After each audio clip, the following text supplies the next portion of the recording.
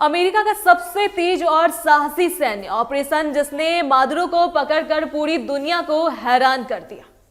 America ने Venezuela के राष्ट्रपति निकोलस मादुरो को पकड़ने के लिए एक गुप्त सैन्य मिशन चलाया जिसे ऑपरेशन एब्सोल्यूट रिजॉल्व नाम दिया गया। इस ऑपरेशन को अमेरिकी राष्ट्रपति डोनाल्ड ट्रंप की मंजूरी मिली थी।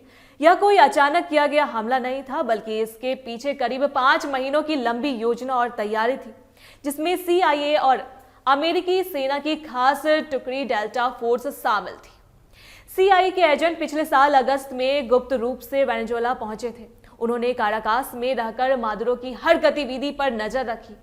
एजेंटों ने यह तक जान लिया था कि मादुरो कहाँ रहते हैं, कब बाहर जाते हैं, क्या खाते हैं, क्या पहनते हैं और उनके सबसे करीबी लोग कौन हैं।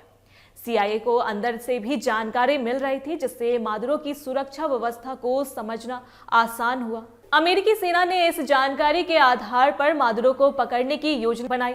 अमेरिका के केंटकी राज्य में मादुरो के घर जैसे एक नकली इमारत बनाई गई, जहां सैनिकों ने अभ्यास किया। स्टील के दरवाजे तोड़ने, तेजी से अंदर घुसने और सुरक्षित तरीके से किसी को पकड़ने की ट्रेनिंग दी गई।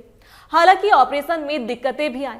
मादुरो बार बार अपना ठिकाना बदल रहे थे, जिससे CIA को कई बार धोखा मिला। दिसंबर की शुरुआत में ऑपरेशन होना था, लेकिन इन बदलावों के कारण इन्हें टालना पड़ा। आखिरकार क्रिसमस से कुछ दिन पहले ट्रंप ने ऑपरेशन को अंतिम मंजूरी दे दी। शुक्रवार रात अमेरिकी सेना ने कार्रवाई शुरू की। करीब 150 से ज्यादा अमेरिकी विमान इस मिशन में शामिल थे। पहले वेनेजुएला के एयर डिफेंस प्रणाली को कमजोर किया गया ताकि हेलीकॉप्टर सुरक्षित रूप से अंदर जा सके। काराकास शहर में बिजली भी कुछ समय के लिए बंद हो गई, जिससे अफरा तफरी फैल गई।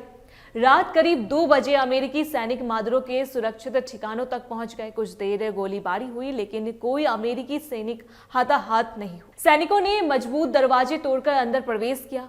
मादुरो और उनकी पत्नी सुरक्षित कमरे में जाने की कोशिश कर रहे थे, लेकिन उससे पहले ही उन्हें पकड़ लिया गया। इसके बाद मादुरो और उनकी पत्नी के हेलीकॉप्टर से अमेरिकी बैटलशिप पर ले जाया गया। फिर उन्हें ग्वांटानामो बे और वहां से न्यूयॉर्क लाया गया। अब अमेरिका में उन पर ड्रग्स और हथियारों से जुड़े मामलों में मुकदमा चलाया जाएगा। इस ऑपरेशन को ट्रंप ने दुनिया के सबसे साहसी और तेज सैन्य अभियानों में से एक बताया।